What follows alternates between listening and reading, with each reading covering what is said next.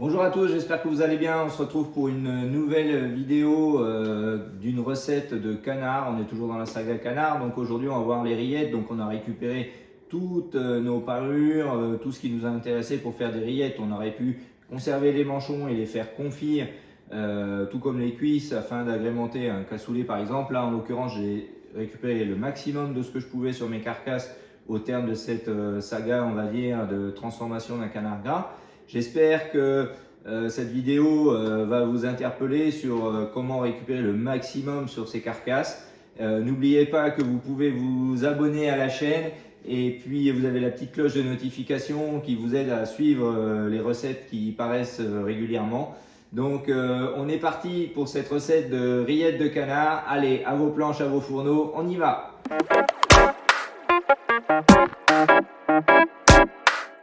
Donc voilà, on est à l'étape du gras du canard. Donc nous allons faire fondre toute notre graisse, tout ce qu'on a récupéré, sur le même principe que le saindoux.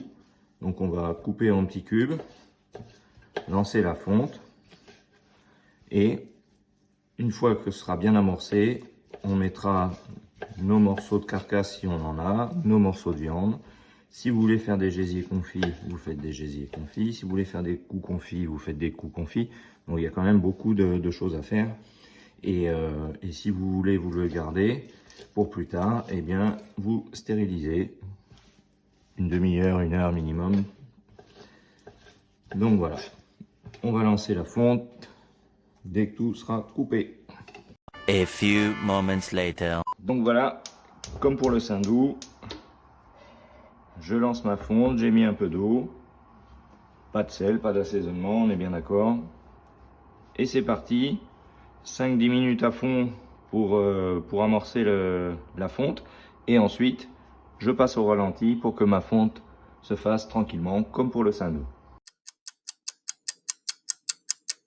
Donc voilà, ma fonte est bien amorcée, donc je vais pouvoir mettre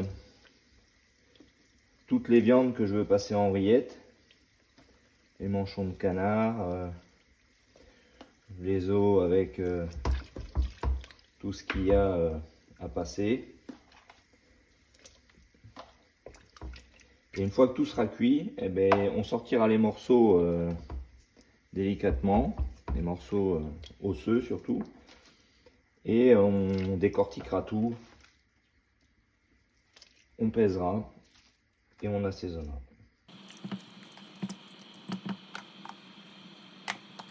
Je vais mettre déjà tous mes petits morceaux et je rangerai les coups sur le dessus pour pouvoir les sortir plus facilement.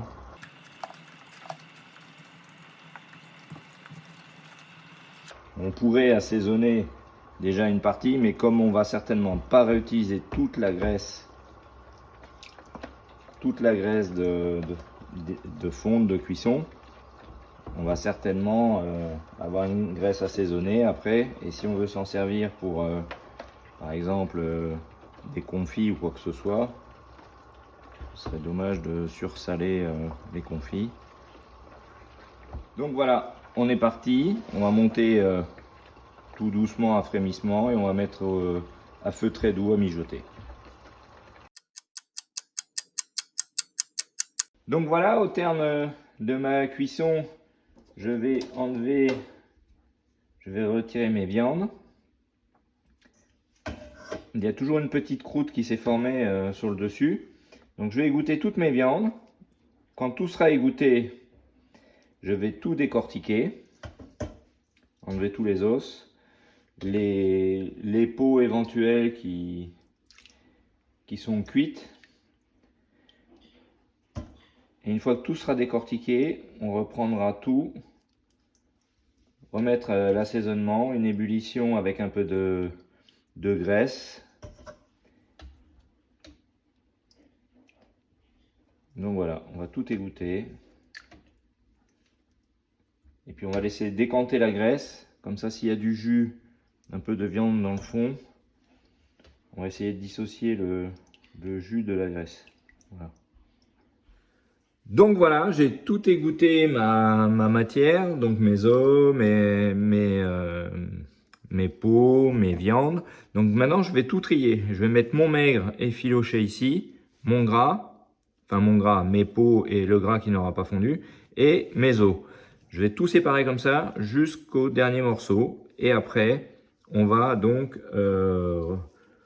peser l'ensemble et puis voir l'assaisonnement qu'on y met, si on fait quelque chose de particulier ou pas. Donc voilà, c'est parti pour la séquence triage et filochage.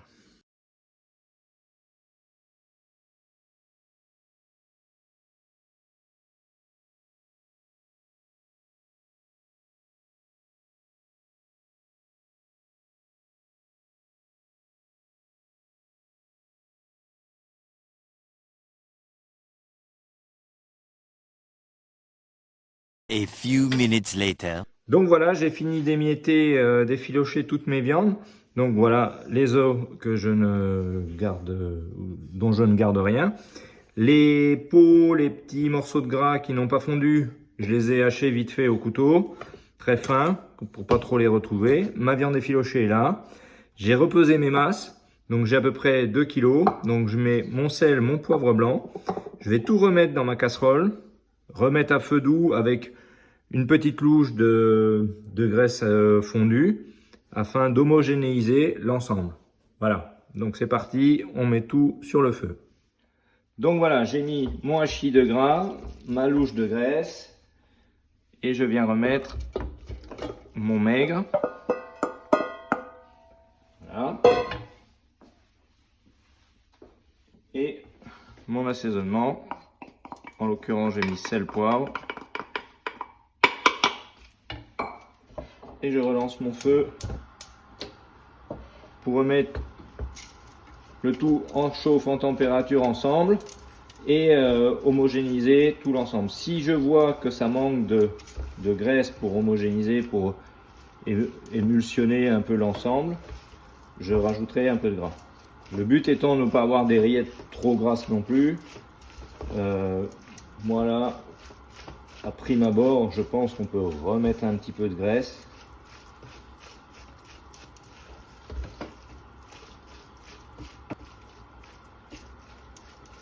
Bon, il va de soi que la graisse rajoutée, je ne l'ai pas compté dans l'assaisonnement global. Là, sur l'ensemble, j'avais à peu près 2 kg de masse entre la viande et le hachis. J'ai pas rajouté plus de sel pour la graisse qui est remise après. Je verrai au résultat final s'il faut rajouter une pincée de sel ou pas. Voilà.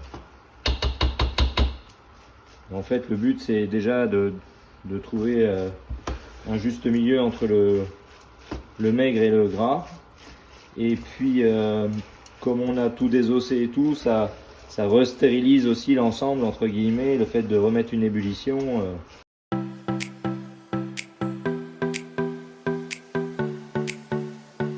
Le fait de remonter en température aussi, on va avoir les viandes qui vont se laisser aller. Et du coup, on va retrouver aussi un petit peu de souplesse à travailler.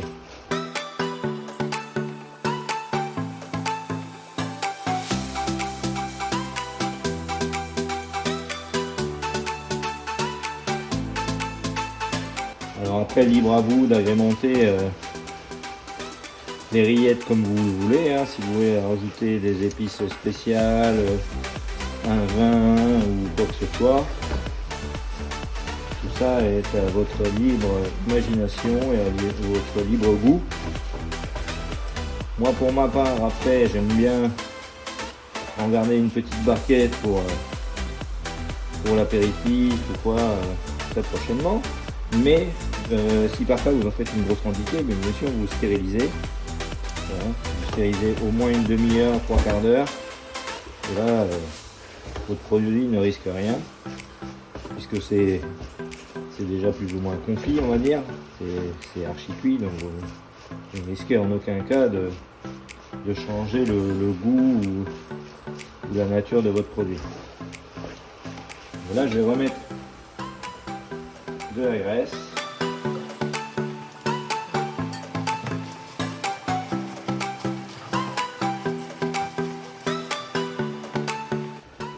vais aller sur le feu un peu plus doux. C'est comme il y a moins de matière grasse qu'au départ, ça aura tendance à accrocher plus facilement.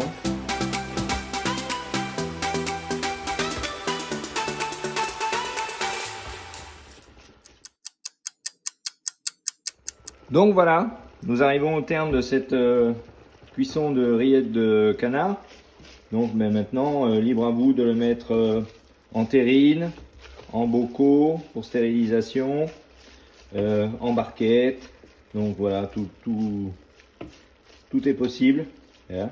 Pour ceux qui ont du sous-vide, vous pouvez vous le mouler et le mettre sous vide après ultérieurement, le surgeler. Donc voilà, il y a quand même beaucoup de possibilités de conservation. Donc voilà, après moulage de ma terrine et refroidissement de 24 heures, notre petite terrine rillette de canard, superbe, qu'on pourra déguster entre amis ou qu'on peut mettre en pot et stériliser. Donc voilà pour ce qui est de cette recette de rillettes de canard qui pourra nous servir ultérieurement pour d'autres fabrications. J'espère que cette vidéo vous a plu. À ce moment-là, pensez à liker la page, à liker la chaîne et puis retrouvez la petite cloche de notification à activer pour les prochaines vidéos à sortir, apparaître, et puis à vous abonner à la chaîne pour vraiment pouvoir suivre régulièrement les mises en ligne.